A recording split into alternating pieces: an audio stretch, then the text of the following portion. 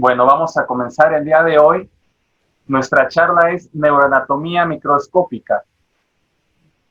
Primeramente les quiero compartir esta imagen. Esta imagen son una serie de cuerpos neuronales con sus respectivas dendritas que vemos. Es una fotomicrografía que tuve la oportunidad de tomar en febrero apenas en el Instituto de Fisiología Celular, que es donde me encuentro colaborando actualmente.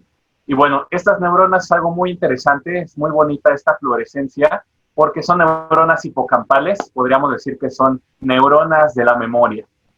Y bueno, a lo largo de esta charla vamos a ir desarrollando cómo funciona la arquitectura cerebral a nivel microscópico.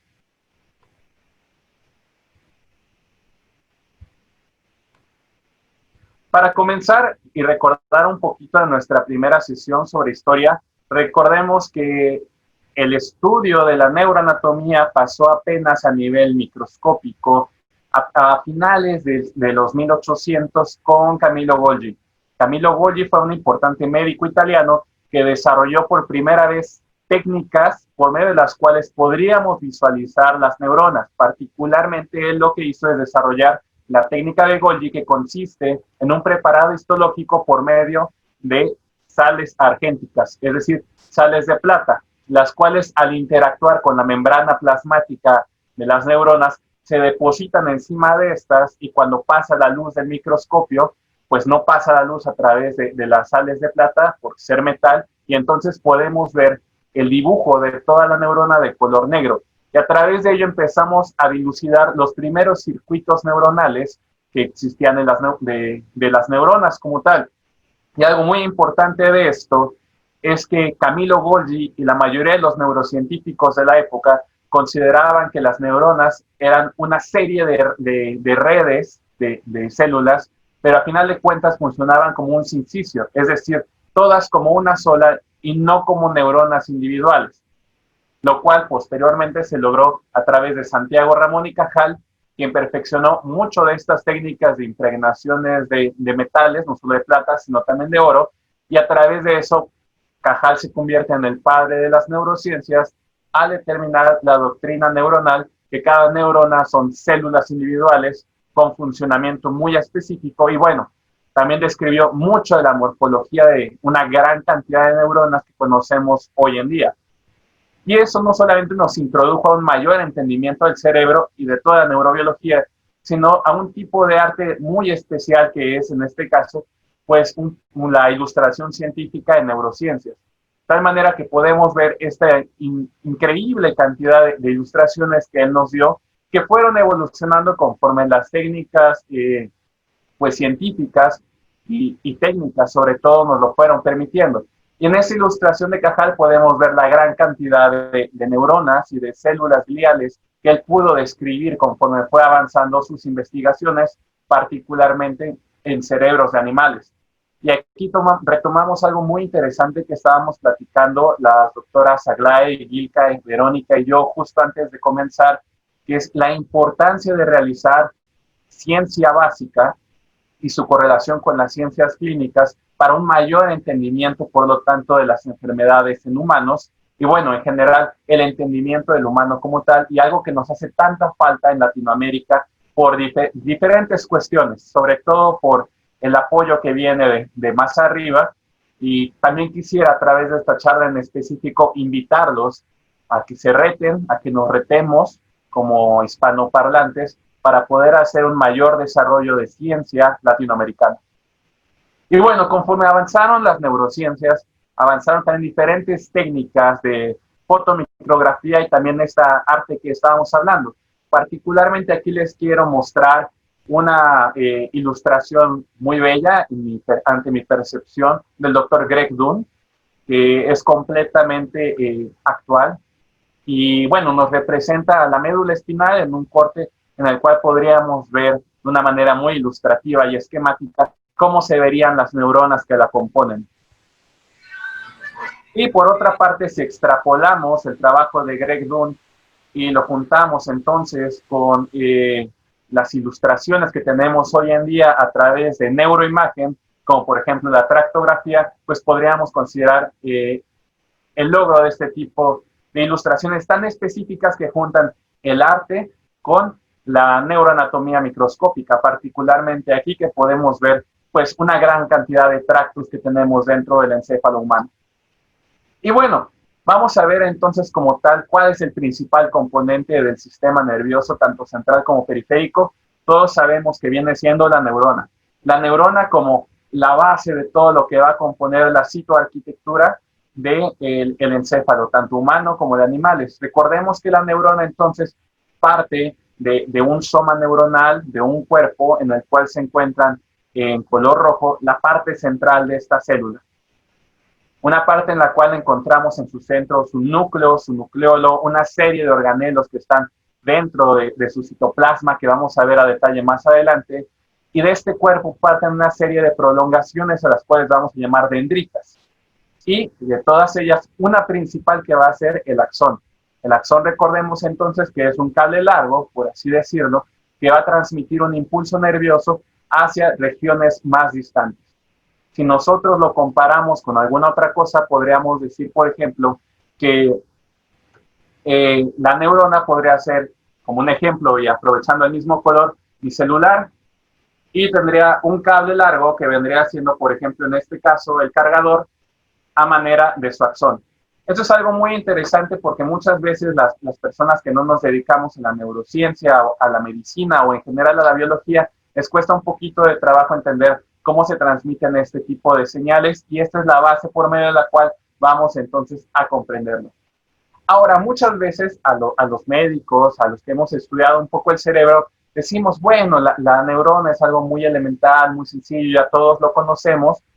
Sin embargo, su entendimiento desde otras perspectivas, que habíamos dicho que la neurociencia abarca muchas más perspectivas, va a ser algo que nos permita entonces revolucionarla.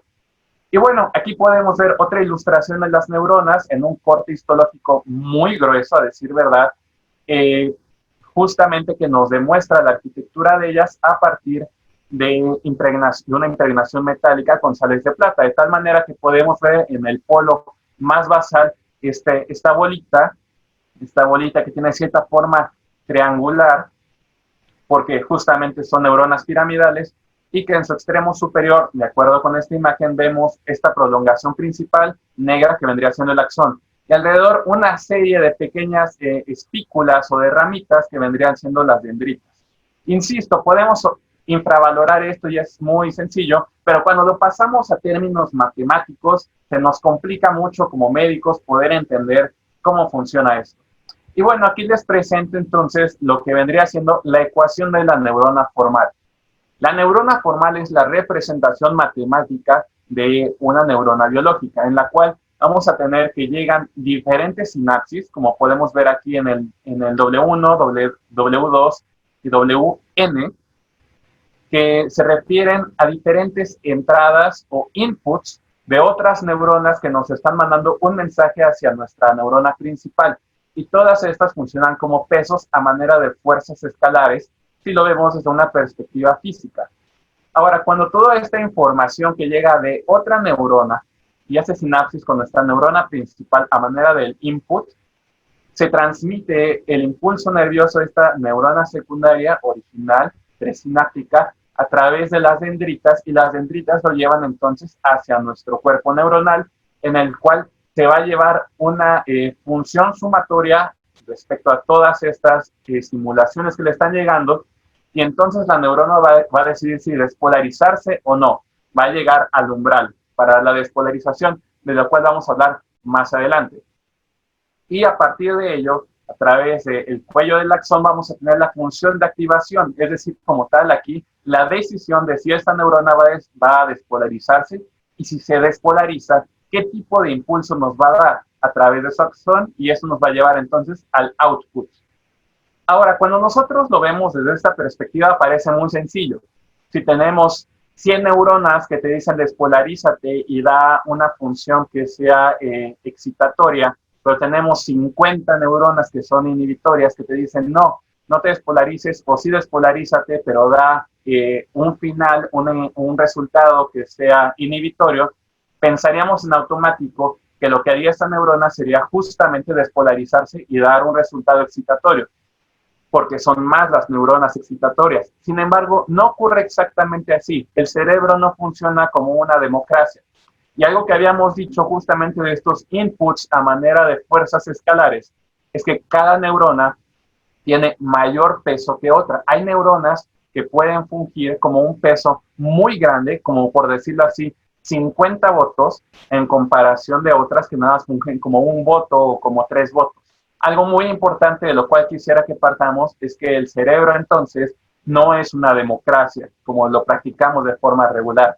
Eso es algo muy importante para entender y es la razón por la cual, aunque varias áreas del cerebro estén estimuladas, si hay un área que es más fuerte de ellas, esa va a ser la que va a determinar el tipo de impulso nervioso que se va a dar.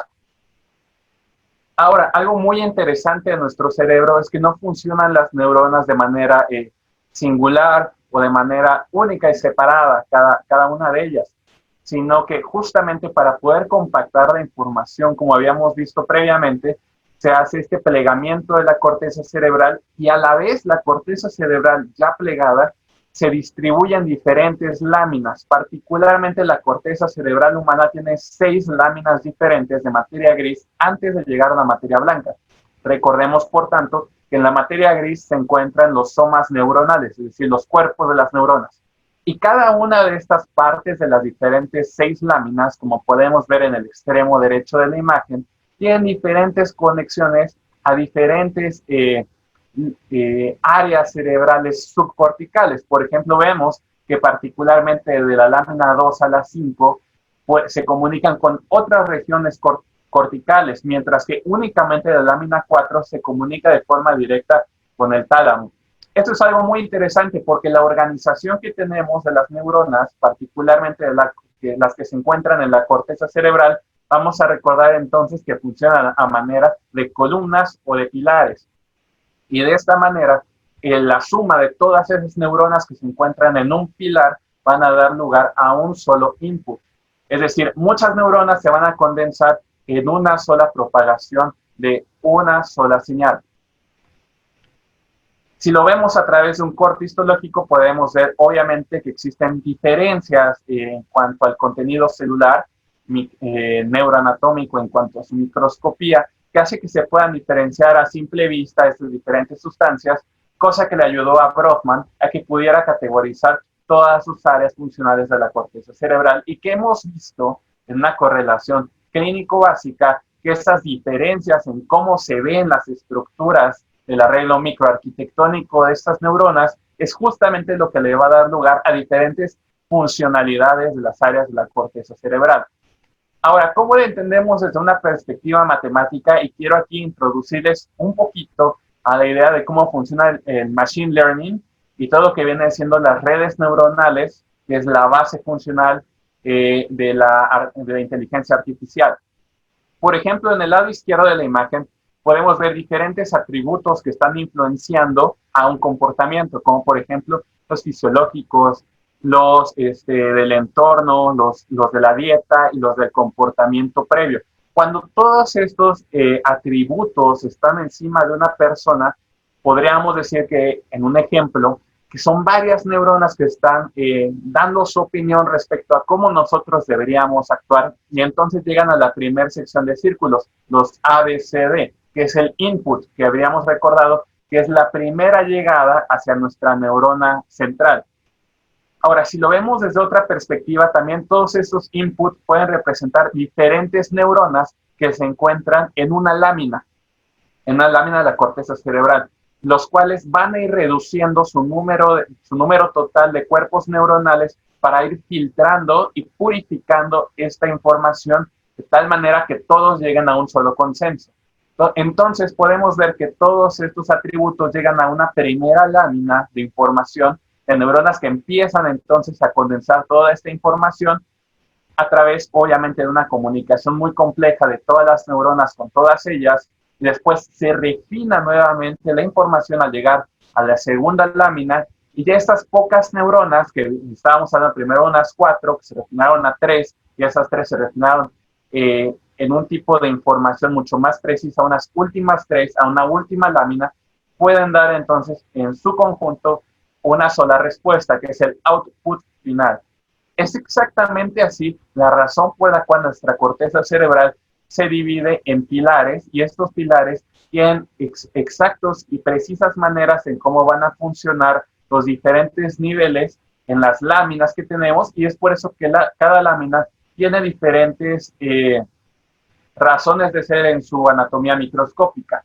Entonces tenemos, para condensarlo, tenemos un monitor que recibe toda la información que viene del exterior. A partir de eso se genera un primer filtro que es un aprendizaje y este aprendizaje entonces nos puede predecir diferentes cuestiones, particularmente en lo que más se utiliza, que es una de las más importantes funciones dentro de la psicología experimental que se ha aplicado al machine learning, es justamente la predicción.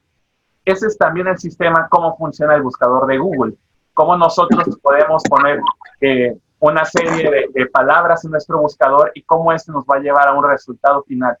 Esto es en general cómo funciona nuestra corteza cerebral, pero también todo el machine learning y también las redes neuronales artificiales como sustrato de la inteligencia artificial.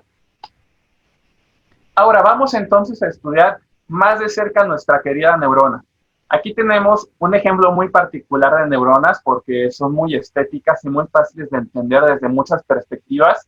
Este es el ejemplo clásico de una neurona de Purkinje, recordando que las neuronas de Purkinje se encuentran en la corteza del cerebelo. Si nosotros podemos ver, es una bolita bastante bien definida, de la cual vamos a partir de una principal ramificación a manera de dos de todas sus dendritas y todas ellas van a ir escalando hacia un polo más superior y de manera más inferior, aunque difícil de ver en este tipo de cortes, vendría el axón. Cuando van evolucionando entonces la manera en cómo nosotros hacemos microscopía, encontramos las primeras imágenes histológicas a partir de las anilinas. Por ejemplo, las HY, que nos permiten tener una visión diferente de las neuronas, pero mucho más estructurada en cuanto a su contenido interno. ¿Por qué? Porque las neuronas que son teñidas con anilinas, como el HY, hematoxilina y eosina, hay que recordar que son cortes histológicos muchísimo más delgados. Es decir, un corte como estos podría ser alrededor de unas, no lo sé, de 20 a 40 micras, pero un corte que es de una impregnación metálica, como los que vimos previamente, estamos hablando de cortes que tienen un grosor de unas 50 a 100 micras, es decir, una rebanada de bistec muchísimo más grande. Y bueno, podemos ver entonces este que es un cuerpo neuronal, del cual se desprenden varias ramificaciones que vendrían siendo sus diversas dendritas, y una serie de grúmulos que no se distinguen bien, pero que van alrededor de este punto central que vendría siendo entonces el núcleo de la neurona. Y todos esos grúmulos vamos a ver más adelante la importancia que tienen dentro de su biología celular, pero bueno, como un adelanto, eso los vamos a conocer como la sustancia de Nissl, que podemos ver más de cerca a partir de justamente una definición de Nissl, en el cual podemos ver una descripción muy clásica de las neuronas cuando las vemos en un corte histológico que tienen, se dice, un ojo de búho en su centro. ¿Y esto a qué se debe? A que su núcleo justamente va a permanecer más o menos en un color muy blanco y va a tener un centro muy teñido que va a ser su nucleolo. ¿Esto a qué se debe? A que las neuronas, como están en una constante actividad para producir los diferentes neurotransmisores y la gran cantidad de proteínas que estas tienen para hacer una gran cantidad de señalizaciones, sobre todo de plasticidad neuronal que vamos a ver más adelante, tienen la necesidad de tener un metabolismo elevado en cuanto a la producción de nutrientes, de proteínas. Y si producen muchas proteínas, también tenemos entonces que requieren de mucho de su DNA que esté expuesto para poder hacer una expresión de las proteínas que están guardadas en su DNA.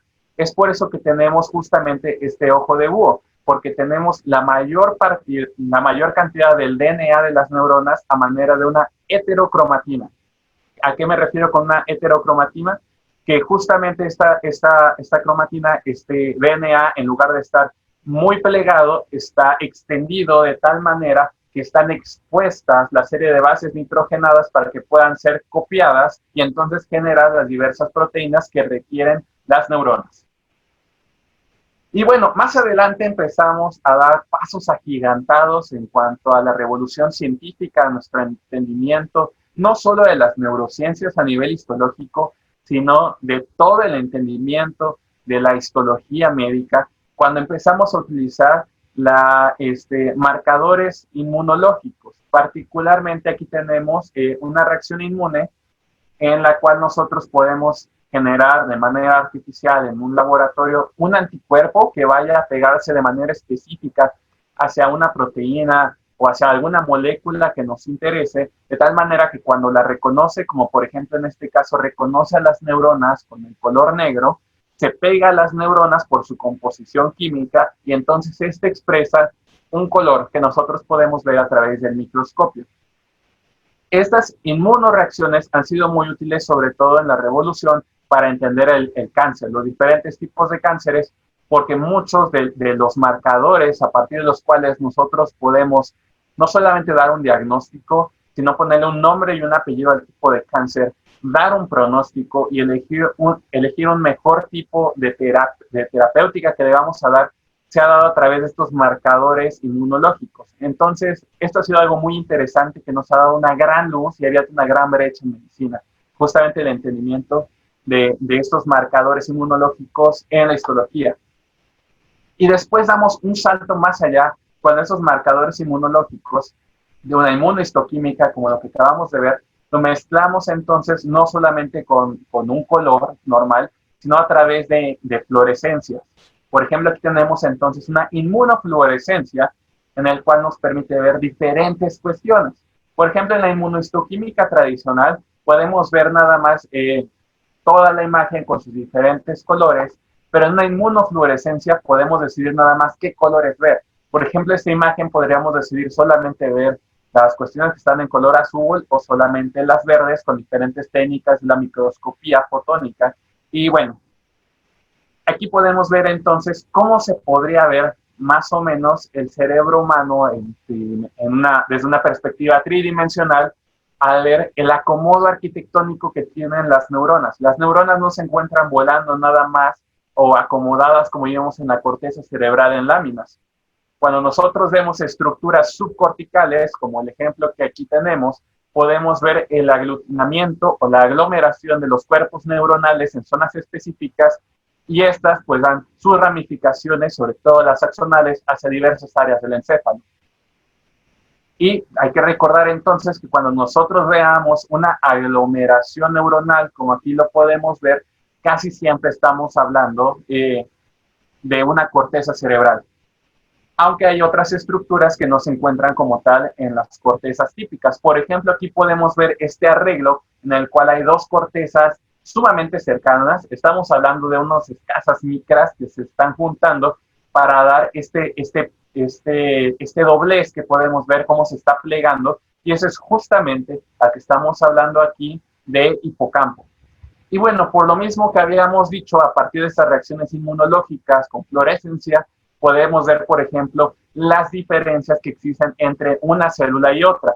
Es por eso que podemos tener estas imágenes tan bonitas en las cuales cada neurona tiene un color diferente. Pero bueno, eso también tiene una serie de procesos bastante complejos posteriores.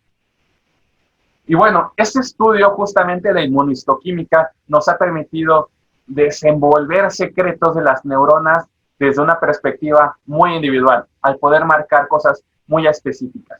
De tal manera que, por ejemplo, aquí podemos ver a nuestra neurona que está sola, que está rodeada de una serie de otras células que vamos a ver más adelante, que van a ser las células de la glía, que van a dar buena parte de la estructura de esta citoarquitectura. Y bueno, quiero que entonces volvamos a ver una neurona de Purkinje, cómo se ve de una forma completamente diferente a partir de que tenemos este estudio muchísimo más avanzado y muchísimo más complejo, en el cual podemos marcar de forma selectiva y única a una neurona de Purkinje. Y bueno, otra vez tenemos aquí a nuestra bolita que vendría siendo nuestro cuerpo neuronal, sus dos ramificaciones principales, sus dendritas principales, y cada una de ellas que tiene, quiero que vean como puntitos o como espinas que van derivando de ella, que vamos a ver más adelante que son las espinas dendríticas. Tenemos por otra parte en su polo inferior nuestro cono, y de nuestro cono vemos entonces que se desprende nuestro axón, como un cable largo, más delgado, pero que tiene una gran cantidad de conexiones a lo largo de este mismo. Y bueno, cuando juntamos toda esta serie de cables, podemos formar los tractos, y como habíamos visto a través de las tractografías, que es este tipo de estudio de imagen, pues podemos darle una gran cantidad de relevancia clínica a estas aproximaciones tan teóricas y básicas de la neurociencia. Particularmente recordemos que la tractografía nos es muy útil para determinar qué punto se conecta con otro punto a través de la sustancia blanca, y así podemos hacer importantes abordajes neuroquirúrgicos para neurocirugía funcional o para cirugía de procedimientos oncológicos dentro del cerebro humano. Y bueno, quiero que veamos nuevamente esta imagen que habíamos presentado en la sesión previa, cómo todo esto, toda esta serie de cables de colores representan a la materia blanca justo por debajo de la materia gris, de la corteza, y cómo se conectan todas las áreas del cerebro con todas, muy esquemáticamente. Y bueno, cuando hacemos una tractografía de áreas que nos interesan muy en específico, las cuales podemos delimitar a través de imágenes de resonancia magnética que están contrapuestas, podemos entonces hacer un trazo muy específico de algún tracto que nos interese. Particularmente aquí quiero que veamos muy bonito cómo podemos delimitar entonces el tallo encefálico, los pedúnculos que van hacia el cerebelo y bueno, en general casi toda la circunferencia de nuestro cerebro, ¿no? Podemos ver muy claramente la corona radiada, cómo nos da lugar a los diversos lóbulos, al lóbulo frontal, al parietal, al occipital, e incluso esta serie de ramificaciones que van hacia los lóbulos temporales. Ahora, ¿cuál es la importancia de que tengamos todas estas conexiones? Es justamente la comunicación entre una neurona y otra. ¿Y cómo logramos esa comunicación? Es a través de la sinapsis. Esta fotomicrografía se podría decir que es algo de lo más detallado que podemos tener a nivel microscópico. Es una microscopía electrónica, la más común de ellas es la de barrido, en la cual en el lado derecho podemos ver justamente lo que es la sinapsis, la unión entonces de un botón presináptico, es decir, de la neurona que está mandando un impulso original y que se quiere comunicar. Creo que deben con un micrófono fundido. ¿Cómo anda? ¿Qué más? Dígame. Hola. Por favor. ¿Qué? Ya el silencio, ya, está silenciado, Andrés, continúa. Perfecto, muchas gracias. Por favor, a los que me están escuchando, deben entrar con sus micrófonos apagados. Yo los tengo así como predeterminado, pero les doy libre albedrío para que después lo enciendan, pero a veces se les conecta sin querer, entonces estén pendientes de que los micrófonos no estén encendidos para que no interfieran con la charla, ¿bien? Listo, Andrés. Muchas gracias. Entonces tenemos este botón presináptico de la primera neurona que le quiere mandar un mensaje a una segunda, como podemos ver aquí más ilustrativamente. Tenemos entonces que llega a su axón o su dendrita y tiene una parte final, este botón presináptico, el cual, como podemos ver en el lado izquierdo, está lleno de una serie de bolitas, es decir, de vesículas que se encuentran en este botón presináptico, que están cargadas del mensaje que nosotros queremos mandar a la siguiente neurona. La mayoría de estos mensajes vamos a tener en consideración que entonces van a ser neurotransmisores, una serie de químicos que nos funcionan para poder hacer la transmisión de estas señales. Y del otro lado tenemos una membrana postsináptica en un botón postsináptico de una segunda neurona que es la que va a recibir el mensaje. Cuando son liberadas estas vesículas, se exponen a la membrana de la siguiente neurona y entonces generan una sinapsis. Podemos ver en esta fotomicrografía electrónica entonces cómo este botón presináptico tiene una serie de bolitas que van a ser las vesículas que contienen entonces estos mensajeros que son los neurotransmisores, y justo por arriba tenemos algo muy interesante, un organelo que vamos a ver más adelante que es una mitocondria, porque recordemos entonces que las neuronas son células que tienen un gran metabolismo y para eso necesitan este tipo de organelos como la mitocondria, que es el principal organelo productor de energía o de adenosín trifosfato, que es la molécula de la energía en las células animales, para poder realizar mucho de las actividades de la sinapsis que vamos a ver más adelante. Entonces, cuando una neurona se despolariza, libera todas estas vesículas o parte de ellas para poder liberar su mensaje y esperar a que la siguiente neurona, la neurona postsináptica o la secundaria, entonces pueda decidir qué hacer con este mensaje. Pero recordemos, como vimos en redes neuronales, que esta segunda neurona también va a recibir una gran cantidad de cientos de miles de otras sinapsis y lo va a meter en un gran dilema respecto a qué es lo que debe de contestar si es que desea contestar algo. Y bueno, esta serie de sinapsis se dan en muchas partes de la neurona. Prácticamente en toda la neurona es capaz de recibir sinapsis, de tal manera que puede ser una sinapsis que venga del axón hacia otro axón, de un axón hacia una dendrita, de una dendrita hacia el soma neuronal, de todas partes a todas partes de la neurona. Y eso se logra justamente a través de lo que vienen siendo las espinas dendríticas. Esta imagen es una inmunofluorescencia en la cual podemos ver diferentes espinas dendríticas. En el A podemos ver una neurona completa en color verde y podemos ver justamente cómo sus diversas dendritas y su axón pues tienen esta serie de puntilleos que van a lo largo de ellos, que vienen siendo estas espinas dendríticas. A lo largo de la C, la D y la E podemos ver cómo se probaron diferentes fluoróforos, es decir, moléculas que fluorescen para poder ver cómo, sobre todo en la E, pues vienen de diferentes neuronas y se representan a través de diferentes colores. Y bueno, en la imagen B podemos ver todo el largo, entonces, cómo se expresan en una gran cantidad toda esta serie de espinas dendríticas. En general, la conclusión de esta parte es que la neurona todo el tiempo tiene que estar comunicada y conectada con otras neuronas y es un proceso muy complejo de información y de lenguaje, como pudimos ver en redes neuronales. Ahora, a la formación de nuevas espinas dendríticas, a su exterminio porque no se utilizan, o a que se formen nuevas, o que se vuelvan más fuertes esos enlaces, lo vamos a conocer entonces como un proceso de neuroplasticidad, que es por medio de lo cual tenemos entonces una base biológica del aprendizaje.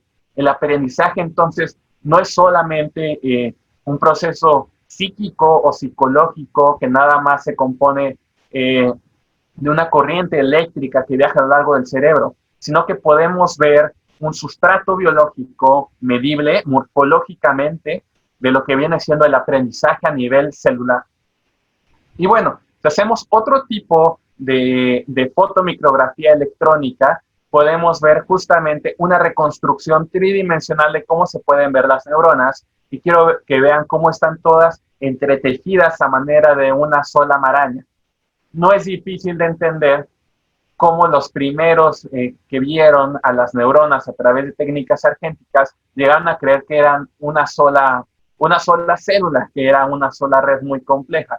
La verdad es que fue muy difícil y costó mucho trabajo poder definir que funcionaban como un solo individuo, y actualmente desde una perspectiva clínica ni siquiera podemos estudiarlas como un individuo. En todo caso, podemos llegar a hacer estudios de mapeos de poblaciones neuronales, pero no estudiar a una sola célula en específico. Hay varias formas de hacerlo, pero desde una perspectiva más de investigación básica. Y bueno, eso es algo muy interesante, como en nuestra práctica clínica pues llevamos a cabo el entendimiento de cosas que se habían visto todo desde hace mucho tiempo, y de cómo todo el circuito nervioso es una red muy compleja que funciona a partir de poblaciones. Ahora, si nosotros hacemos una reconstrucción tridimensional a partir de fotomicrografías electrónicas, podemos dar lugar a cómo se ve una neurona en el espacio desde la perspectiva más detallada que tenemos hoy en día al sobreponer una serie de estas láminas de microscopía.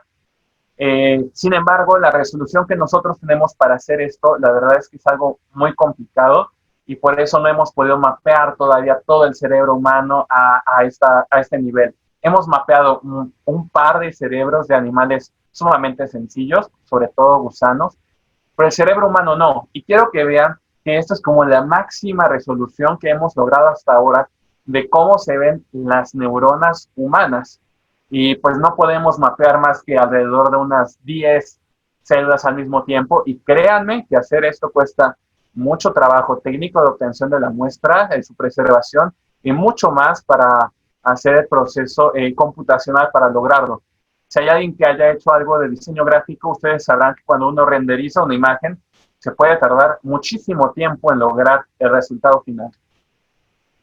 Y bueno, algo muy importante de las neuronas entonces no es solamente la neurona per se, sino el gran entramado que tenemos alrededor de ellas y de todo esto que las sostiene. Como podemos ver aquí, cuando vemos una neurona aislada que está en color rojo, vemos una mayor cantidad de materia que está en color azul, que la está rodeando, que no son precisamente neuronas en su totalidad.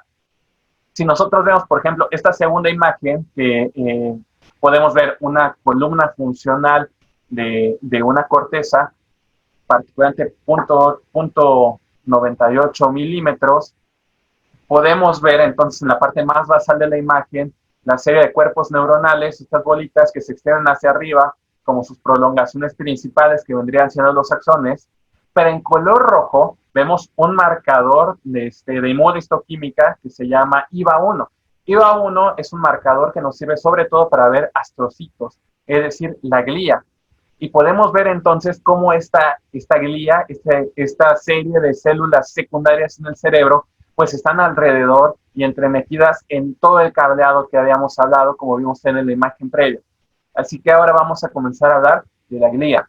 Las células de la glía son una cantidad impresionante de estructuras celulares que nos sirven para darles sostén y mantenimiento a toda la citoarquitectura del cerebro. Particularmente aquí tenemos una muy bonita que podemos ver a partir de una inmunofluorescencia que tiene manera de un astro, de una estrella. Entonces podríamos llamar que este es un astrocito. Los astrocitos tienen una función muy específica que vamos a ver en un segundo. Quiero que vean también este tipo de astrocitos. Como todos ellos, se pueden parecer mucho a una neurona, sin embargo van a diferenciarse en que su cuerpo es mucho más grande que el de una neurona, es muchísimo más irregular, tiene menor cantidad de conexiones en total y estas van a ser bastante cortas. Existen dos tipos de astrocitos particularmente. En el lado izquierdo de su pantalla quiero que veamos uno que se podría ver en otro tipo de fotomicrografía como un fuego artificial, como la explosión de un cohete. Y podemos ver que entonces va a ser un protoplasmático. ¿Por qué? Porque va a predominar sobre todo su cantidad de protoplasma, de tal manera que es muy difícil de poderlo diferenciar, como lo vimos en los astrocitos anteriores, y esto se debe sobre todo a la irregularidad y la mayor cantidad entonces de brazos que van a tener estos astrocitos. Del lado derecho tenemos otro tipo de astrocito que es el fibroso, en el cual obviamente van a predominar sus componentes fibrosos citoplasmáticos, de tal manera que tiene una serie de prolongaciones muchísimo más definidas y que podemos ver entonces más fácil como una estrella, como las que vimos anteriormente. Ahora, ¿cuál es la gran funcionalidad de los astrocitos? Sobre todo el mantenimiento metabólico de las neuronas. Las neuronas, a diferencia de muchas otras células de nuestro organismo, no tienen ningún almacén de nutrientes que puedan mantenerlas en su gran metabolismo. Las neuronas son muy dependientes de que alguien vaya y les entregue entonces sus diversos nutrientes. ¿Por qué? Por su gran especializada función. Entonces, aquí lo que podemos ver en esta imagen, que es justamente una fotomicrografía con una mezcla de anilinas y de impregnación metálica, podemos ver en el centro un vaso sanguíneo, un capilar en específico, y podemos ver que todos los astrocitos y todas las redes fibrosas que vemos alrededor de él se comunican justamente con la pared vascular y se proyectan hacia afuera. ¿Y eso a qué se debe? A que los astrocitos hacen la intervención entre la sangre directamente para pasar sus nutrientes a las neuronas, de tal manera que los astrocitos son quienes forman entonces la llamada barrera hematoencefálica. Esto se debe a que muchos componentes de la sangre serían muy peligrosos en el cerebro y la manera de protegerlo es justamente a través de esta barrera hematoencefálica. Hay, por ejemplo, varios medicamentos o sustancias que no pasan fácilmente hacia el cerebro y otros que sí. Y eso es algo muy importante respecto a los componentes farmacodinámicos que nosotros podemos, perdón, farmacocinéticos que nosotros vamos a tener dentro de la elección que vamos a dar para una terapéutica de las enfermedades neurológicas, es justamente el que nosotros veamos si atraviesa la barrera hematoencefálica o no. Otra cosa importante de esto es que tampoco deja que pasen leucocitos, es decir, células blancas de la defensa hacia nuestro cerebro. ¿Por qué? Porque cuando llegan a pasar, la mayoría de las veces, lo hacen para atacar células, para destruirlas, y bueno, eso es algo que nosotros podemos permitirnos en la piel, en los músculos y demás, como pasa mucho en las infecciones, pero no en el cerebro. No nos podemos dar el lujo de perder neuronas porque sabemos que su tasa de reproducción es sumamente baja. Y justamente vemos entonces que en diversas patologías pueden pasar estas células de la defensa hacia el parénquima cerebral y dañar buena parte de las neuronas, y entonces tenemos las manifestaciones neurológicas propias. Como habíamos visto en la sesión pasada que compartí un pequeño paper de llama sobre manifestaciones neurológicas del COVID, pudimos ver entonces que este virus es capaz de atravesar la barrera hematoencefálica, ya sea solo o a través de los leucocitos que pueden extravasarse a través de un daño de esta barrera y entonces llegar al parénquima cerebral. Algo muy interesante de cómo se ha justificado entonces la fisiopatogenia de las manifestaciones neurológicas del COVID-19.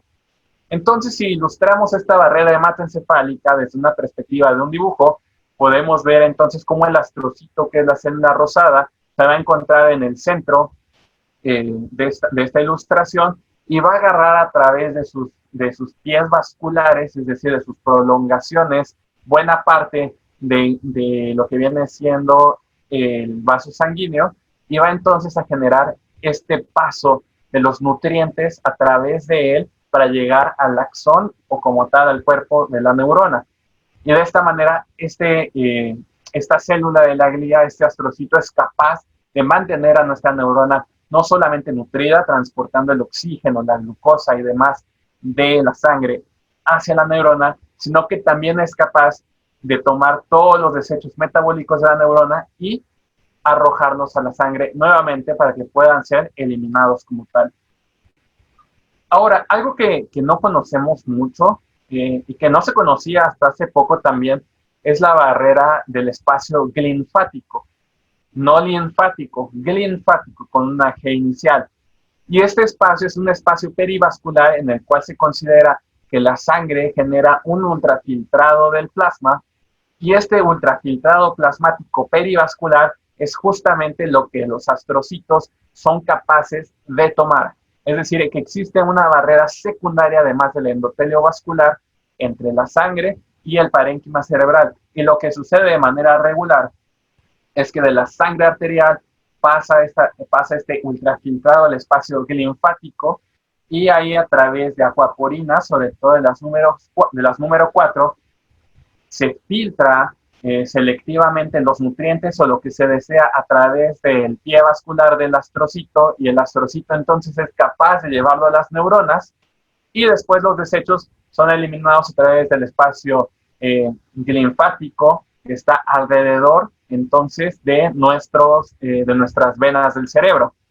Ahora, cuando existe un daño difuso en nuestro cerebro, particularmente se ha visto en los trastornos del sueño, porque la mayor parte de este barrido que existe de las toxinas del parénquima cerebral se da durante el sueño. Lo que pasa es que los astrocitos empiezan a actuar de una manera anómala, deja de haber una adecuada permeabilidad del espacio linfático por una sobreexpresión de las acuaporinas 4, y entonces no se da un adecuado flujo desde la parte vascular arterial hacia la venosa, y por lo tanto existe una sobreexpresión y almacenaje de los diferentes metabolitos secundarios que pueden ser tóxicos para las neuronas, y esto hace que no solamente funcionen mal, sino que promueve entonces la apoptosis, es decir, la muerte neuronal programada.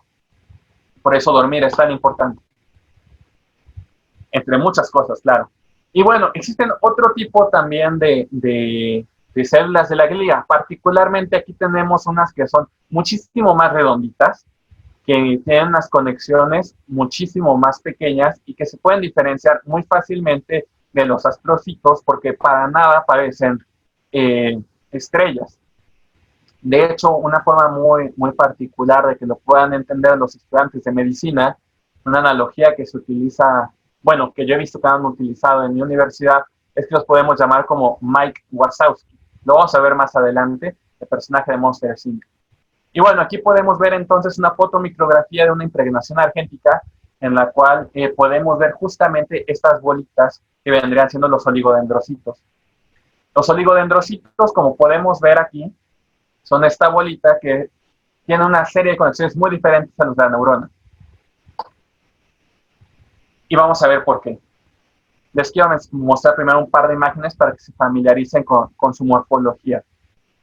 Este es un tipo de oligodendrocito diferente y justamente lo que sucede con este es que es de un cultivo celular. Aquí quiero introducirles un poquito la importancia entonces de los cultivos celulares en los cuales nosotros podemos ser clonas, por así decirlo, de una población celular específica, ya sea de neuronas o de glía, para poderlas utilizar en investigación biomédica. Bueno, entonces la gran característica de esta célula de la glía, de este oligodendrocito, va a ser la mielinización. La mielinización va a ser la cobertura de los axones para poder mejorar la velocidad con la cual el impulso nervioso viaja de un punto a otro. Y lo que hace justamente el oligodendrocito es que a través de sus proyecciones puede alcanzar una gran cantidad de axones y producir estas vainas de mielina, que la mielina vendría siendo principalmente caracterizada por grasa que recubre a estos axones para poderlos proteger, muy parecido a como sucede con un cable de forma regular. En el cable tenemos el centro, que vendría siendo una gran cantidad de cables mucho más pequeños, que son metálicos y que están recubiertos por la vaina de plástico. Y esta vaina de plástico hace que no tengamos pues salida de esta electricidad, que no hayan cortos, que uno no se puede electrocutar al pasar esa conexión eléctrica. Entonces, lo que en general hace la vaina eléctrica es poder aislar de una manera eficiente el mensaje que se está transmitiendo a través del axón. Y eso es justamente lo que hace el oligodendrocito.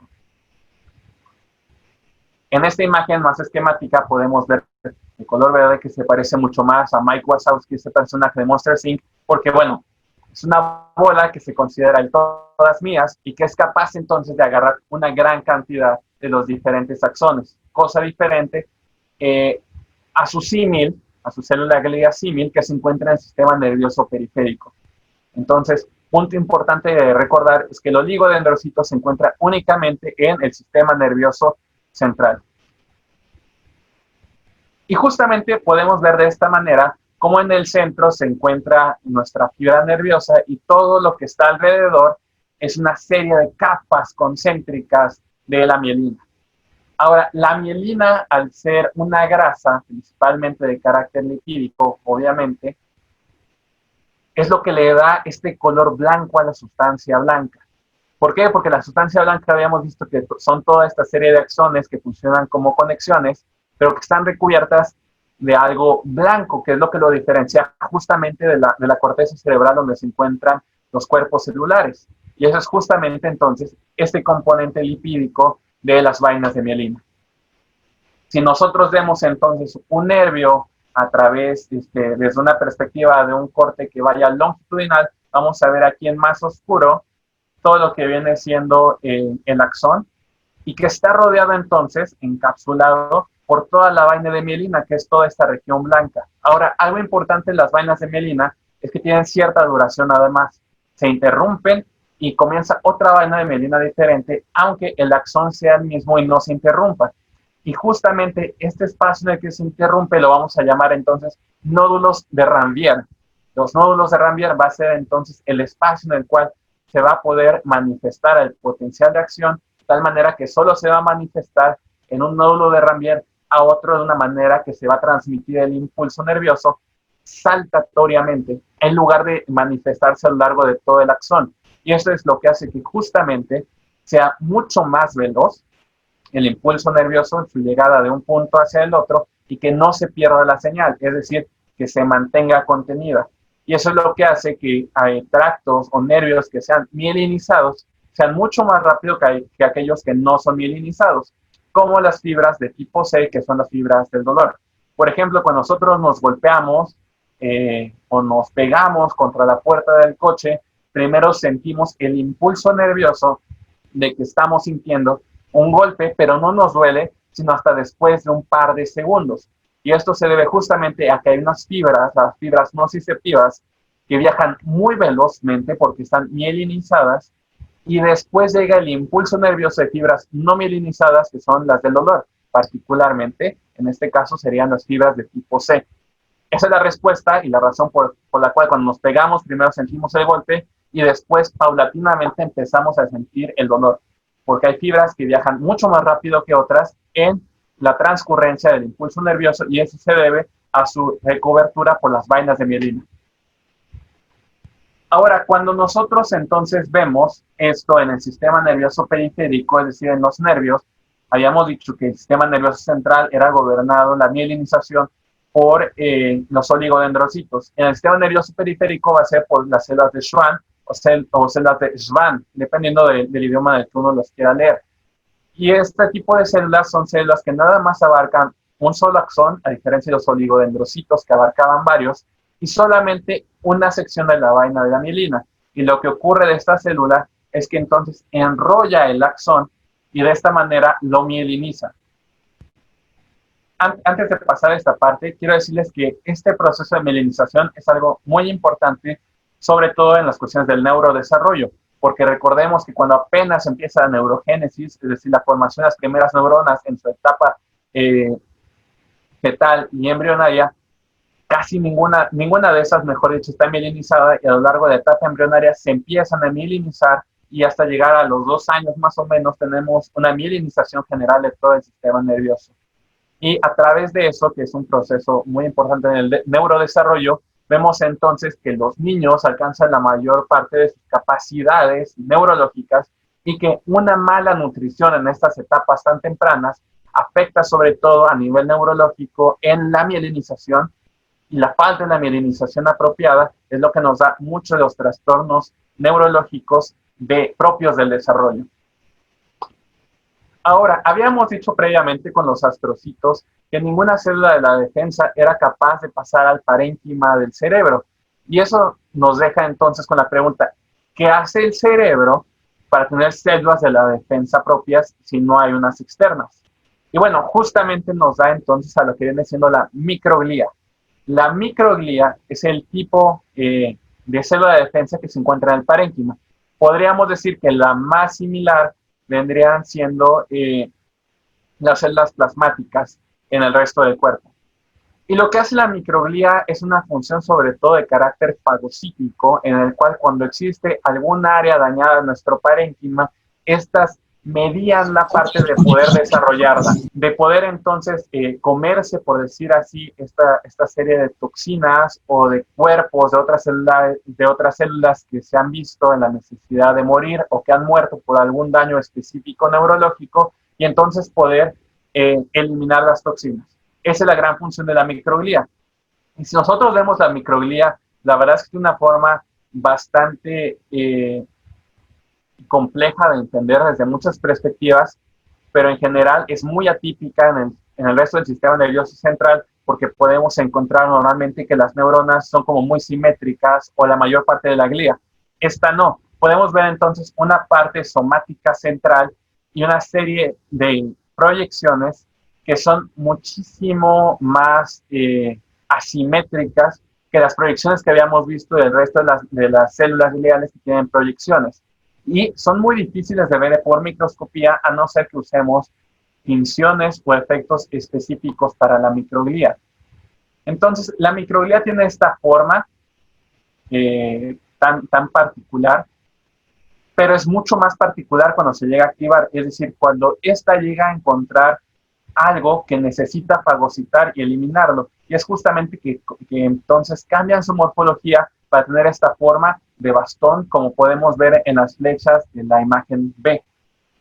Es muy interesante entonces cómo tienen cambios morfológicos tan específicos y tan peculiares como lo podemos ver entonces en las células de la defensa de otras partes del cuerpo. Sin embargo, en lugar de aumentar su tamaño, lo disminuyen y tienen esta forma entonces de bastón.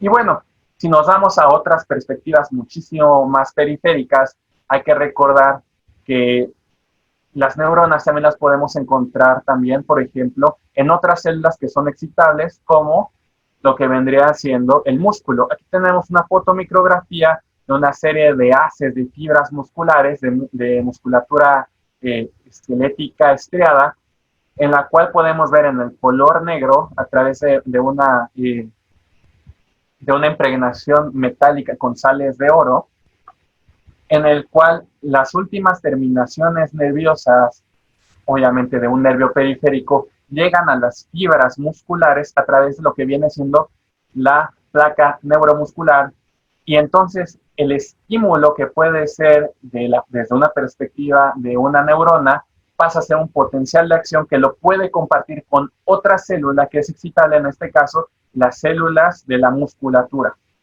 Y es a través de la placa neuromuscular, particularmente mediado por acetilcolina, que entonces puede hacer este cambio entre una neurona hacia un músculo y dar una señal misma de un impulso nervioso. Con esto acabamos la primera parte de la neuroanatomía microscópica, en general el sistema nervioso periférico y central, y vamos a pasar a la zona de preguntas y a nuestro coffee break antes de la siguiente parte de la biología celular de la neurona. Muy bien, entonces para esta segunda charla del día de hoy vamos a hablar sobre la biología celular de la neurona. Es decir, vimos ya anteriormente muchas cosas que podemos ver al microscopio, que podemos entender en cuanto a la citoarquitectura, pero desde una perspectiva fisiológica, es decir, de cómo funcionan estas redes, muchas veces es muy difícil de entender, y es que muchas veces no forzosamente empatan adecuadamente desde una perspectiva clínica una zona que está asociada a algo por su estructura arquitectónica con su funcionalidad. Es algo muy interesante, es la verdad muy difícil muchas veces de poder ver en su totalidad desde una perspectiva experimental cuando asociamos, por ejemplo, la amígdala central con el miedo, pero si nosotros la estimulamos, quizás no forzosamente nos genere miedo, sino gusto por algo. Entonces, entender muchas veces cómo funcionan las neuronas desde una perspectiva fisiológica puede ser un poquito difícil. Y justamente eso lo vamos a abarcar un poco desde la biología celular, de cómo funcionan las neuronas como células independientes.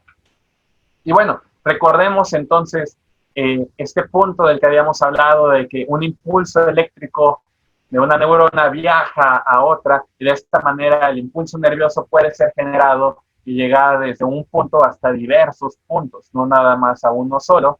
Y la sinapsis entonces es nuestra parte funcional más importante, a partir de la cual esta comunicación celular va a ser lo que nos va a dar lugar entonces a la cognición, a las emociones y a la motricidad que el cerebro nos brinda como organismos vertebrados. Recordemos entonces que existen diferentes tipos de neuronas. Para empezar tenemos a las multipolares, y comienzo con esta en particular porque es la que más tenemos nosotros, los seres humanos en específico, dentro de nuestro sistema nervioso. Tenemos a las unipolares, es decir, que el estímulo viaja nada más en un solo sentido. A las bipolares, que viajan de un lado al otro, particularmente estamos hablando de los receptores de las sensaciones en la piel, como habíamos hablado hace un poco del dolor. Este es un gran ejemplo, las bipolares. Y las tenemos las pseudo-unipolares, que dan esta impresión de ser unipolar, pero que realmente no lo son. Aquí valdría la pena considerar que no voy a hablar mucho de las unipolares, porque la verdad es que nosotros los seres humanos casi no tenemos. Particularmente se encuentran más en otro tipo de animales como las estrellas de mar.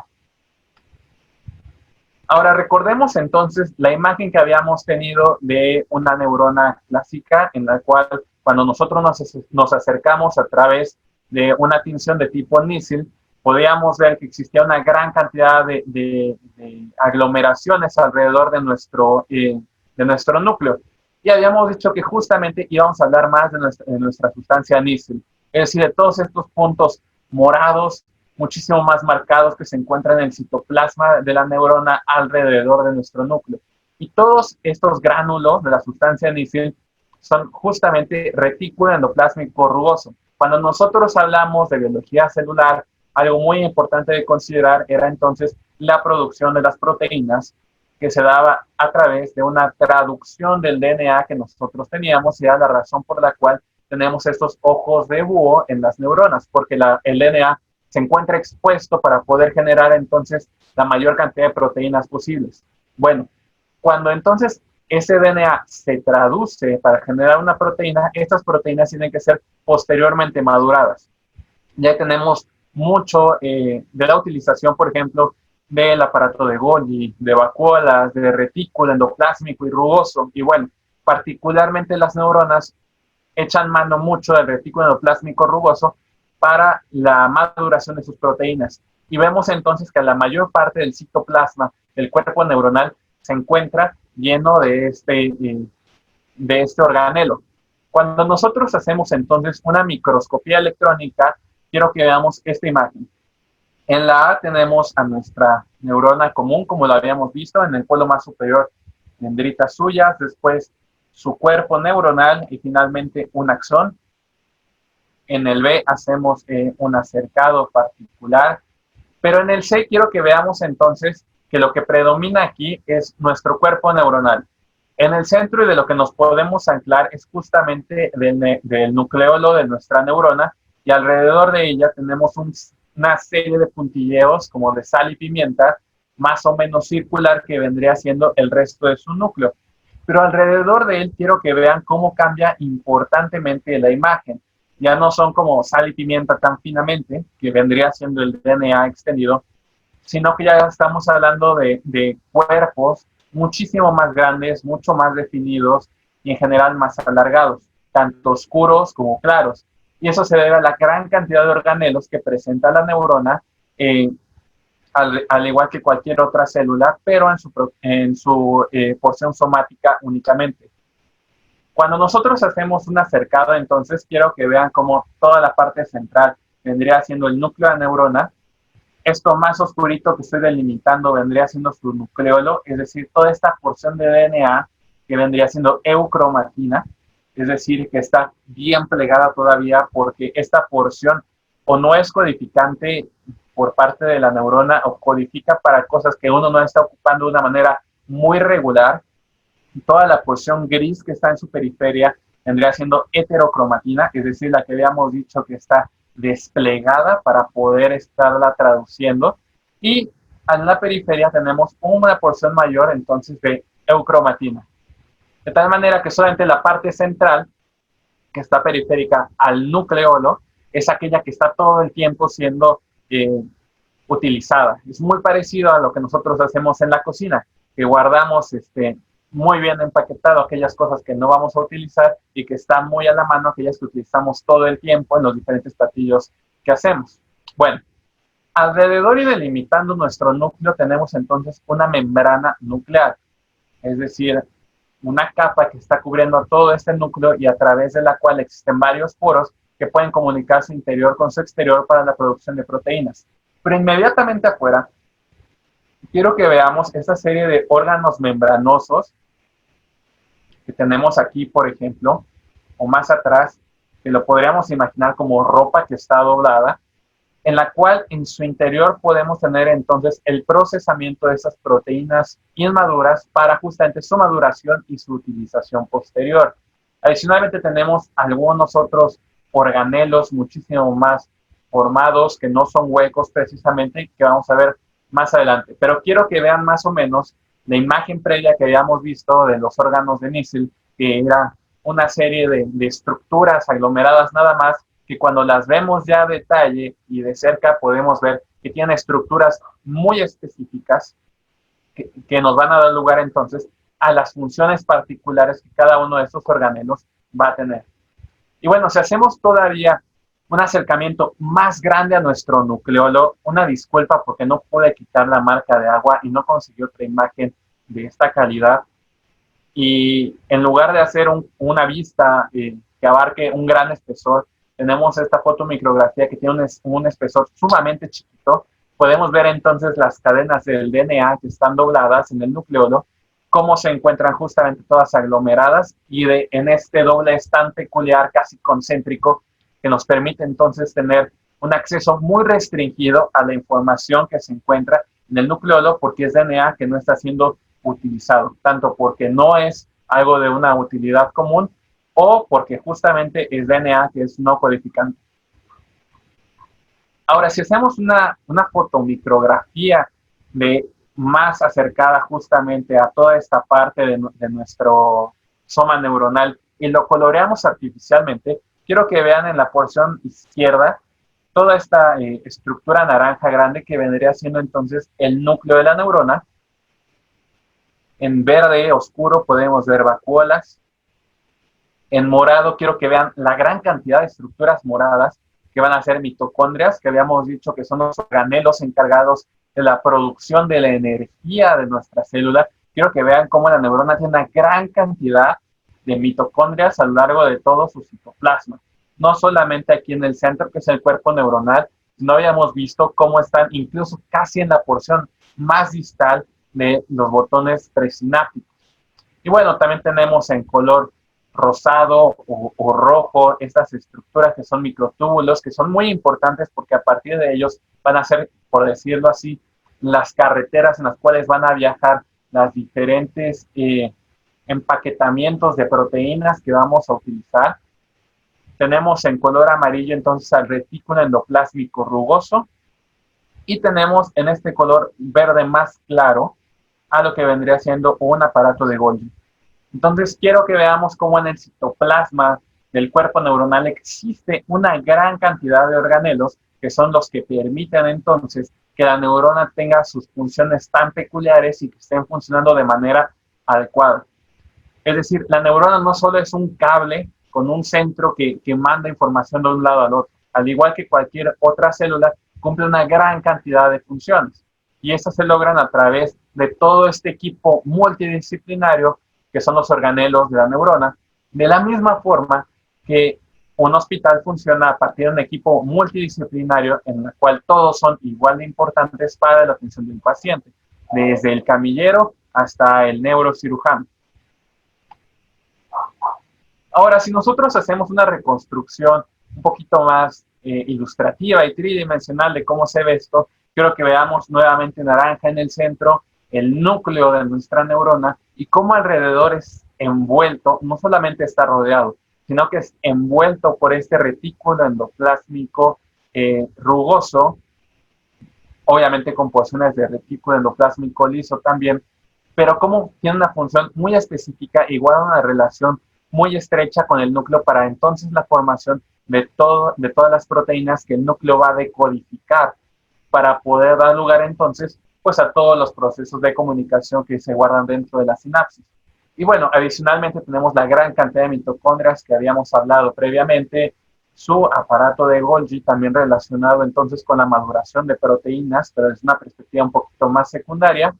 Y bueno, la gran cantidad de lisosomas y de vacuolas que van a tener este tipo de células importantes para la transmisión y el transporte de todas las proteínas que se han estado generando.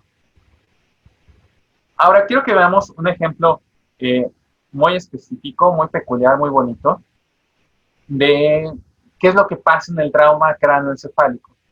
Aquí tenemos unas fotomicrografías que son particularmente inmunoarreglos a través de inmunofluorescencia, en el cual se utilizan diferentes fluoróforos para poder ver la permeabilidad que las neuronas tenían hacia estos fluoróforos cuando eran dañadas por trauma cráneoencefálico.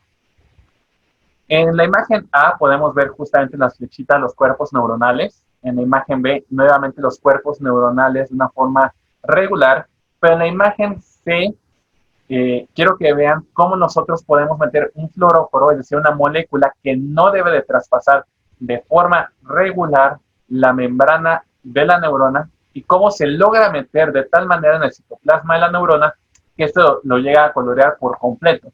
En la imagen B tenemos justamente cómo se solapan las imágenes B y C de tal manera que podemos ver justamente cómo este fluoróforo sí puede entrar a las neuronas previamente marcadas. Si le hacemos un pequeño acercamiento, quiero que vean sobre todo en la imagen B que tiene una serie de hoyitos, por así decirlo, el cuerpo neuronal en su posición más derecha, y esas son justamente vacuolas. La funcionalidad de estas vacuolas va a ser justamente tratar de agarrar la mayor cantidad de esos fluoróforos y poderlos eliminar, aunque no van a tener lugar a ello de una manera muy exitosa. Y lo que va a suceder entonces en la parte de la imagen C es que van entonces a empaquetar las partes de la neurona, que eran sus organelos originales que se han empezado a dañar por el trauma craneoencefálico, para después inducir a la apoptosis.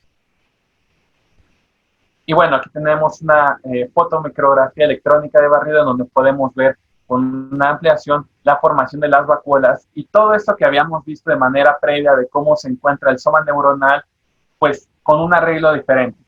No se encuentra tan bien definido como en las maneras, como de las formas previas. Y bueno, aquí en la imagen C tenemos todavía un acercamiento mayor a este funcionamiento de las vacuolas en tratando de empaquetar el fluoróforo sin ningún logro y terminando empaquetando entonces los organelos que han sido dañados.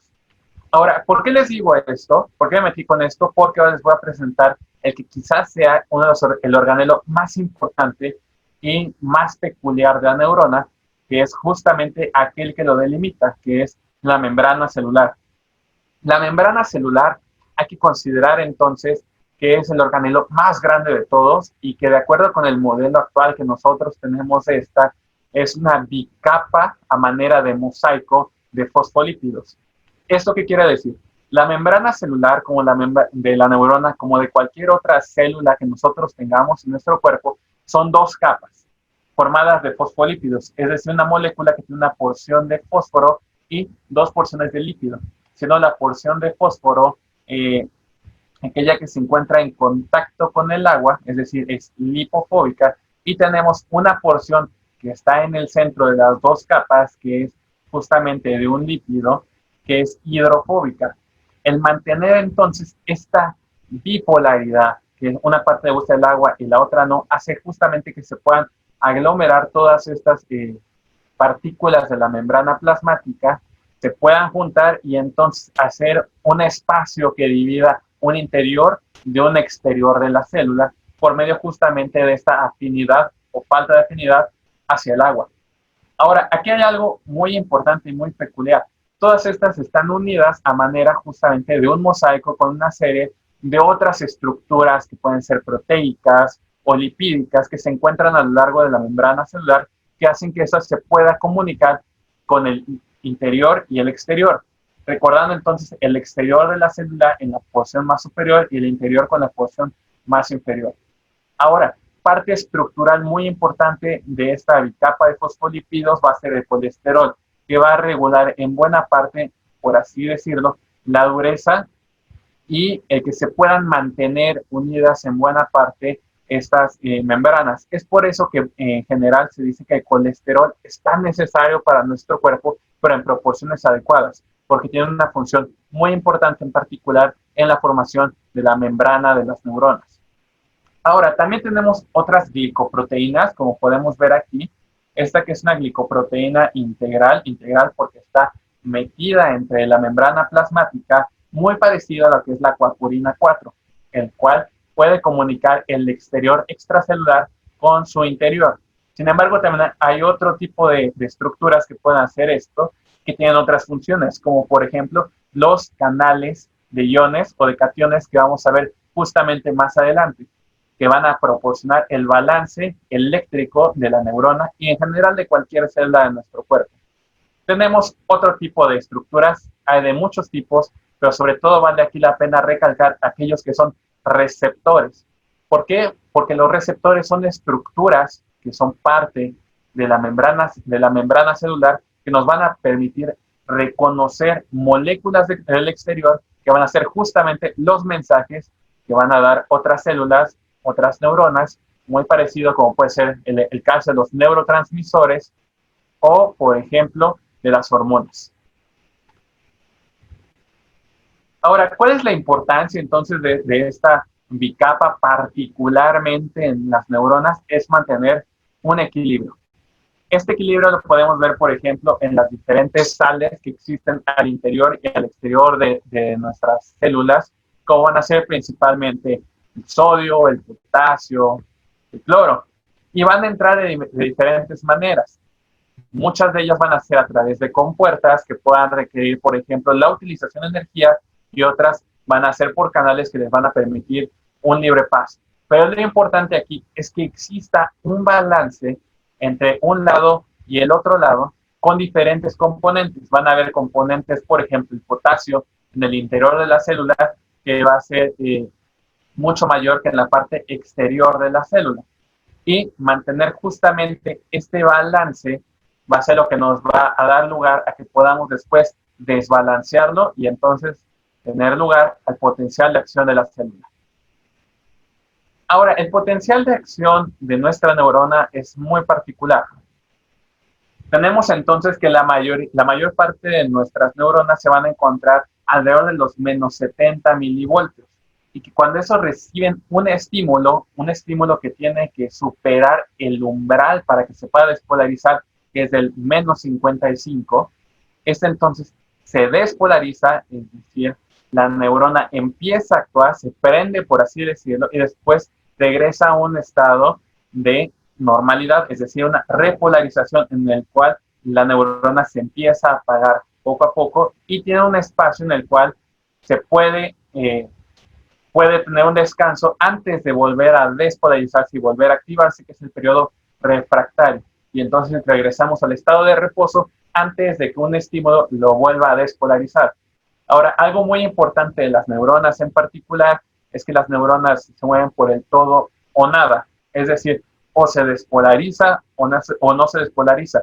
Y eso depende justamente de que el estímulo que está recibiendo sea un estímulo que pase este umbral.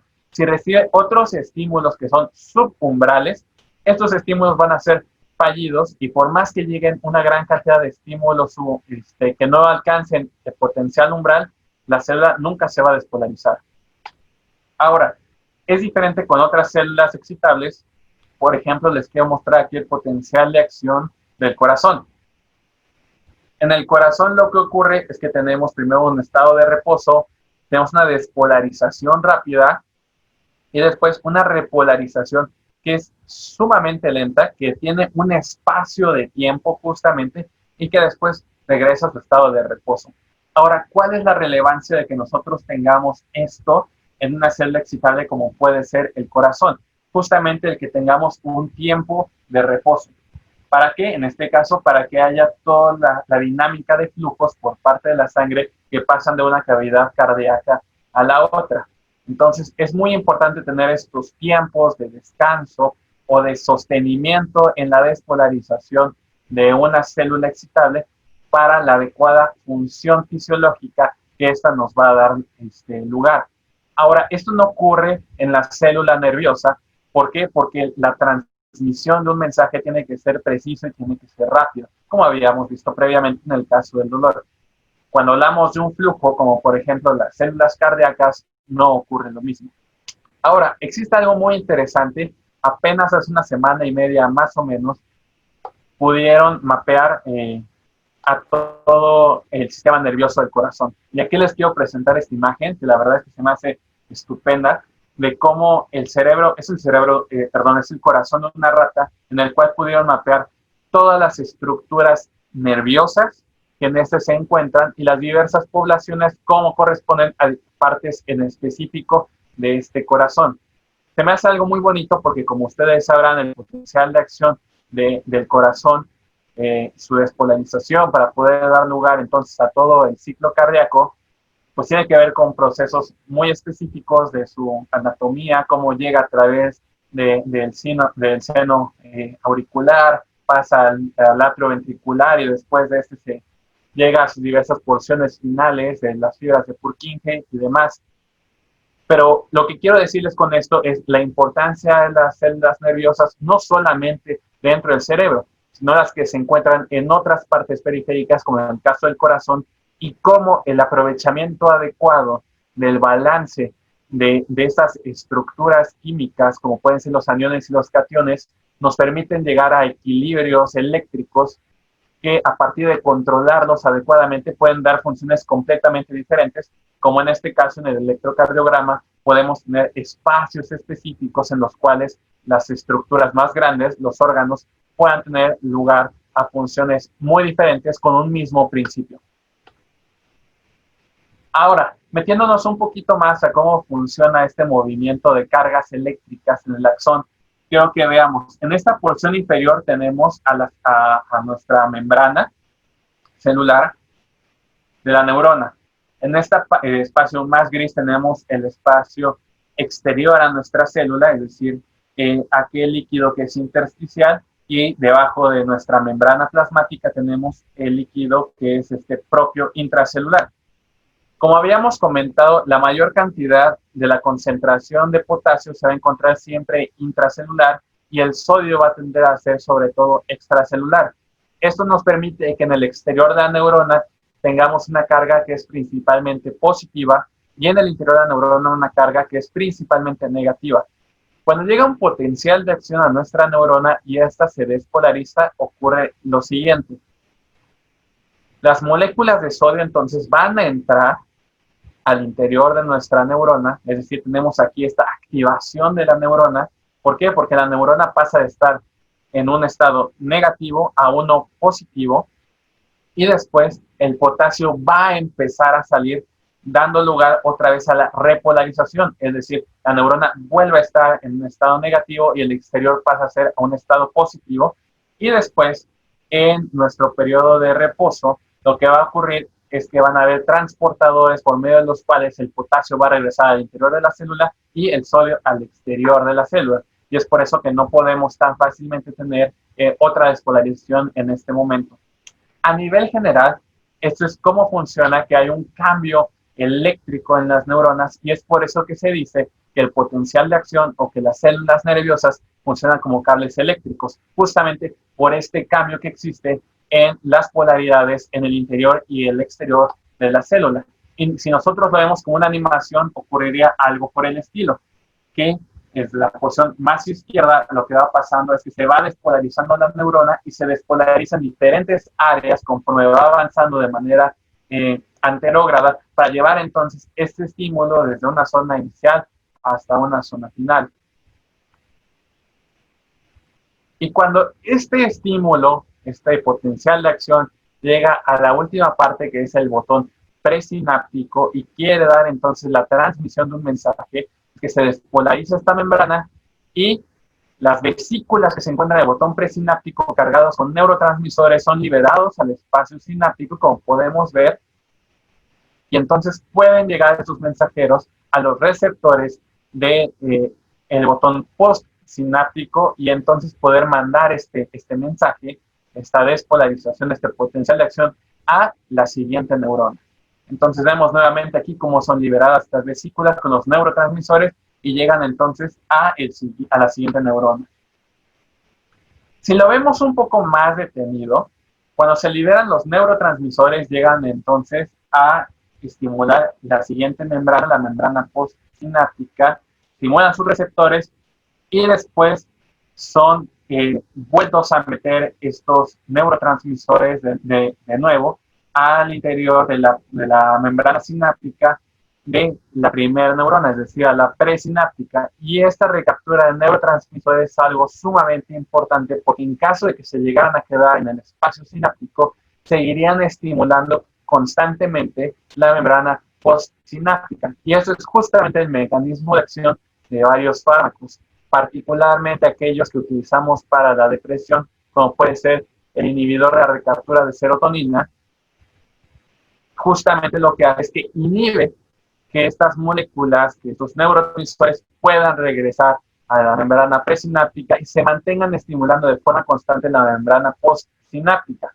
Como veremos posteriormente en el módulo de sustancias de abuso, justamente, por ejemplo, la cocaína o las anfetaminas hacen, dentro de varias otras cosas de su mecanismo de acción, lo inverso. Particularmente las anfetaminas lo que hacen es que esta recaptura sea al revés. Es decir, que lo que nosotros tenemos en la membrana presináptica empiecen a ser sacadas todas estas vesículas de las monoaminas, es decir, de serotonina, de dopamina y de noradrenalina, y están estimulando en exceso la membrana postsináptica. Es por eso que este mecanismo es tan importante en medios fisiológicos, en terapéuticos y también en el caso de las sustancias de abuso. Ahora, esta recaptura es algo sumamente importante porque recordemos que la biología se mueve a través de tener la mayor cantidad de ahorros posible y de ofrecer la menor cantidad entonces de pérdidas. Tenemos entonces que los neurotransmisores son retomados de una forma original y son envueltos en este tipo de vesículas. Estas vesículas las mandan, por decir, a reservas, a cisternas de reserva, en donde se encuentra una gran cantidad de vesículas para que cuando puedan ser utilizadas, puedan ser liberadas de poco a poco. Y cuando llega el potencial de acción, entra el calcio de la neurona y puede ser entonces abierta la vesícula al espacio sináptico y pueda estimular entonces a la membrana postsináptica y después se ha recapturado y comenzar nuevamente el ciclo a través de estos endosomas primarios. Y bueno, existen diferentes maneras en las cuales estas vesículas pueden ser sacadas del espacio sináptico. Está la fusión reversible del poro, es decir, se abre tantito la vesícula, se libera su contenido y nuevamente se cierra para reutilizar entonces esta vesícula, que son aquellas que están mediadas por clatrina, y hay que recordar entonces que las clatrinas son una serie de moléculas, particularmente de proteínas, que están por fuera de las vesículas y que dan lugar a un marcaje en el cual pueden ser utilizados de una manera más específica y por lo tanto pueda ser reutilizado y marcado esta vesícula para una reutilización y no para una utilización de nuevo. Y por último, tenemos esta forma de sáculos de endosomas primarios o tempranos, en los cuales la membrana que ha sido plegada para poder liberar por medio de exocitosis esta serie de neurotransmisores pueda ser reutilizada nuevamente. Ahora, cuando nosotros llegamos a la membrana postsináptica, también es una membrana bastante compleja en la cual vamos a encontrar una gran cantidad de diferentes estructuras. Particularmente tenemos entonces a los receptores. Tenemos receptores que son inhibidores de la sinapsis. Un ejemplo muy particular de ellos va a ser el receptor de GABA. Recordemos que GABA es el principal neurotransmisor que va a ser inhibitorio en esta parte y que se va a comunicar justamente a través de gefrinas. Pero también tenemos una mayor cantidad de receptores que van a ser excitatorios de la sinapsis. Aquellos, por ejemplo, que habíamos dicho que son de glutamato, como por ejemplo los receptores AMPA, los receptores NMDA, los receptores LUR, entre muchos otros, que a través de la interacción de estos neurotransmisores con los diferentes receptores que vamos a encontrar en la membrana postsináptica, es que entonces podemos tener diferentes resultados en la acción que va a tener esta neurona secundaria. Entonces, es algo muy interesante cómo nosotros podemos farmacológicamente inhibir quizás receptores AMPA o NMDA, pero dejamos a los GLUR completamente funcionales.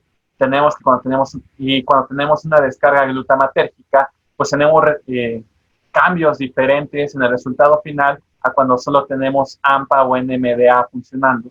Entonces, aunque son receptores para el mismo neurotransmisor, podemos tener resultados diferentes. Esto es algo muy interesante, por lo cual tenemos tantas probabilidades en los resultados finales de una conducta o de un pensamiento, y no solamente por la gran cantidad excesiva que tenemos de sinapsis, sino también por esas estructuras químicas de los receptores, que hay diferencias para un mismo neurotransmisor. Ahora, los neurotransmisores son una cantidad de moléculas bastante peculiares que a través de sus diferencias químicas y particularmente los receptores que van a activar, va a ser las diferencias que esto nos pueden dar. Ejemplos tenemos, por ejemplo, la adrenalina, la noradrenalina, la dopamina, la serotonina, GABA, acetilcolina, glutamato y las diferentes endorfinas. Y muchas veces ya conocemos que, por ejemplo, si uno está viendo a una persona que nos agrada, entonces se liberan endorfinas en nuestro cerebro, ¿no? O si, por ejemplo, tenemos una acción muscular, tenemos la liberación de acetilcolina. O si estamos enamorados, tenemos liberación de serotonina y de dopamina. Y en general se han descrito una gran cantidad de maneras en cómo estos neurotransmisores pueden funcionar y jugar con el comportamiento, con los pensamientos de las personas, pero hay que recordar algo muy importante, que esos neurotransmisores se encuentran funcionando en todo el cerebro, en todo el sistema nervioso, en diferentes momentos y en diferentes combinaciones. Es decir, cuando nosotros tenemos un pensamiento de felicidad, por ejemplo, no solo tenemos liberación de serotonina o de dopamina en el sistema límbico, sino que también tenemos, por ejemplo, activación glutamatérgica por parte de nuestras cortezas cerebrales, tenemos también liberación de acetilcolina para poder entonces tener una reacción muscular de tensión o demás.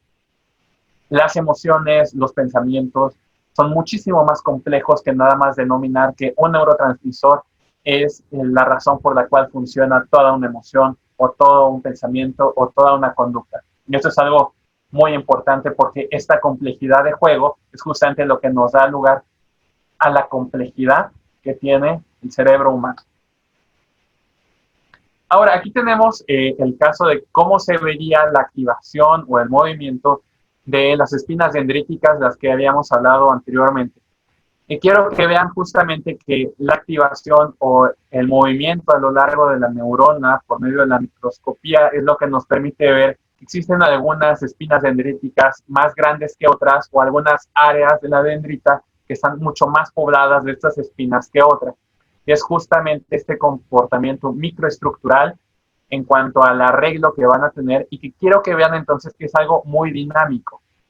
El aprendizaje o el olvido son mecanismos dinámicos de la plasticidad neuronal, que recordemos obviamente que la plasticidad neuronal va a ser muchísimo más maleable en edades más tempranas y nos va a costar más trabajo generar una mayor cantidad de plasticidad a edades más avanzadas. Es por eso que de niños incluso tenemos la capacidad de reconocer y de diferenciar las diferentes caras de monos, pero que es una actividad que rápidamente perdemos más o menos a los 2 años porque ya no tenemos la necesidad de hacerlo. Y es algo muy interesante. Si nosotros actualmente vemos una serie de monos en el zoológico, nos costaría mucho trabajo poder determinar la individualidad de cada uno de ellos. Pero si ponemos a un recién nacido de unos 6 meses, bueno, no es un recién nacido de 6 meses, un bebé de 6 meses, a ver las diferentes caras de los monos, este sería capaz entonces de reconocer los rasgos peculiares de cada uno de ellos, y esto se debe justamente a que la plasticidad neuronal es muy prolífica en esta etapa de la vida.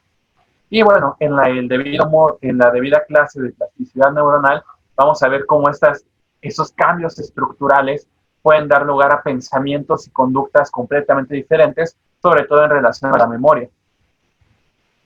Entonces, podríamos concluir que cuando esta serie de organelos se activan y son capaces de despolarizar a una neurona, podemos tener entonces un pensamiento, una acción motriz o una emoción. Y es por eso que podemos mediar entonces que cuando una neurona se despolariza, no lo sé, por ejemplo, en el hipocampo, y es una neurona que hablamos que es de memoria, particularmente, por ejemplo, del sabor del queso, puede emitir una serie de despolarizaciones de tal manera que el cerebro de un roedor puede pensar o experimentar el sabor del queso.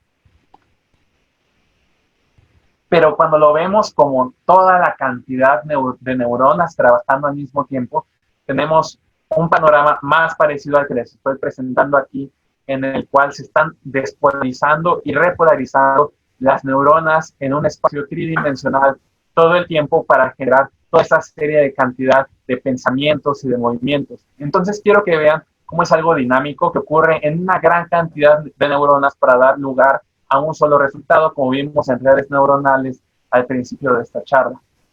Y bueno, a mí en lo personal me parece fabuloso cómo este arreglo tridimensional de distintas áreas del cerebro, de distintas neuronas, puede dar lugar a un mismo resultado único. Ahora, si nosotros activamos de manera artificial una población neuronal en específico, podemos controlar, por así decirlo, la conducta de esa misma población. Y quiero presentarles entonces el caso de la optogenética, que es particularmente lo que yo trabajo en el Instituto de Fisiología Celular de la UNAM. En la optogenética lo que nosotros hacemos es que transfectamos un vector viral a una zona en específico del cerebro que nos interese, de tal manera que las neuronas que sean transfectadas con este virus puedan entonces expresar las opsinas. Las opsinas son una serie de proteínas que cuando son expuestas a la luz son capaces de despolarizar a una neurona. Ok, cuando nosotros entonces transfectamos a un animal y le ponemos una fibra óptica que sea capaz de poner luz en un área específica del cerebro, nosotros podemos entonces activar zonas del cerebro en tiempo real que a nosotros nos puedan interesar y de esta manera poder controlar su funcionamiento en tiempo real y estimular estas estructuras. Así como las podemos activar, como por ejemplo lo hacemos a través de la luz azul, también las podemos inhibir con luz amarilla y con otro vector viral. Y de esta manera se ha avanzado mucho en cuanto a la biología celular y el entendimiento de las poblaciones neuronales por medio de métodos de investigación de laboratorio. Aunque también existen métodos que no son tan en tiempo real, pero que pueden generar activaciones o inhibiciones mucho más fuertes, como es el caso de la quimiogenética, en el cual ocurre algo muy similar a nosotros transfectar un vector viral, pero en lugar de poner una fibra óptica que transmita luz, nosotros ponemos diferentes derivados de fármacos que sean a través de ingeniería molecular diseñados de forma específica. Por ejemplo, nosotros podemos ver que un vector viral pueda generar entonces una serie de proteínas que sean específicas para una droga. Por ejemplo, CNO. CNO es un derivado de clozapina, el cual de forma regular no tendría ninguna actividad cerebral. Sin embargo, si nosotros a través de la transfección viral ponemos un receptor de clozapina, que en la mayoría son proteínas G, como por ejemplo el HM4DI, cuando nosotros colocamos CNO, este derivado de la clozapina, por medio de cánulas en una región cerebral que sea nuestro interés en específico, nosotros podemos entonces inhibirla o podemos excitarla cuando el vector viral genera una proteína G que sea receptor para esta molécula que sea justamente excitatoria.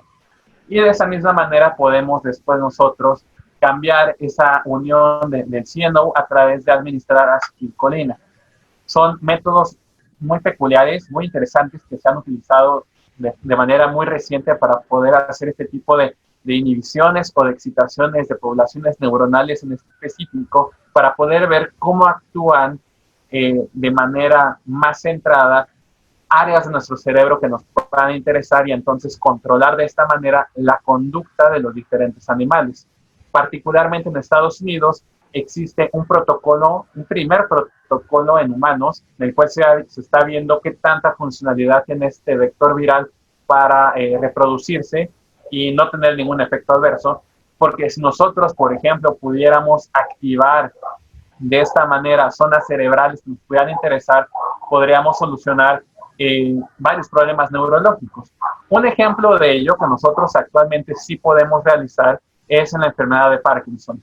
Aquí les muestro una imagen muy interesante de cómo nosotros podemos activar el globo pálido interno, porque habíamos visto en la clase anterior que particularmente la sustancia negra en la enfermedad de Parkinson deja de funcionar porque tiene una muerte neuronal de más del 80% aproximadamente y se disregulan las conexiones que regulan la motricidad. Si nosotros ponemos entonces algo que active esas áreas de manera que podamos contrarrestar la falta de dopamina por parte de la sustancia negra y en este caso estimular el globo pálido interno por medio de poner un electrodo que libere energía eléctrica en esa área, podemos entonces compensar esa falta de dopamina y mejorar en gran manera los síntomas de enfermedad de Parkinson de una persona. Y si alguna vez alguno de ustedes ha entrado a una cirugía de estas, una cirugía la verdad es que muy interesante, bastante larga, que normalmente se realiza en 2 tiempos, en las cuales nosotros ponemos un electrodo de estimulación cerebral profunda, DBS por sus siglas en inglés, en esta zona del globo pálido interno, Y aquí interviene una gran cantidad de personas. Interviene el neurocirujano, interviene su equipo, en el cual también hay un neurólogo, y también incluye aquí un neuropsicólogo, que es muy interesante porque en esta aplicación neuroquirúrgica tenemos un equipo transdisciplinario muy interesante que nos regresa al por qué es tan importante trabajar en conjunto desde distintas perspectivas para llegar entonces a un mejor aprovechamiento de las neurociencias con el fin de, obviamente, mejorar las situaciones para todas las personas, para los humanos y también para los animales que convivimos en este planeta, y de esta manera entender una perspectiva tan básica como la biología celular para poderlo aplicar entonces a una práctica clínica muy particular como puede ser la práctica neuroquirúrgica en una cirugía estereotáxica del implemento de un DBS, de un estimulador cerebral profundo, y cambiar radicalmente entonces, a partir de entender el potencial de acción, la vida de una persona que ha sido tan mermada como puede ser el caso de una persona con enfermedad de Parkinson avanzada. Y bueno, hasta aquí llegamos el día de hoy. Los invito a nuestra siguiente sesión, que va a ser introducción a la neurociencia cognitiva. Y ya saben que si quieren más contenido de imágenes, tenemos en la cuenta de Instagram de NeuroAnime. Muchas gracias.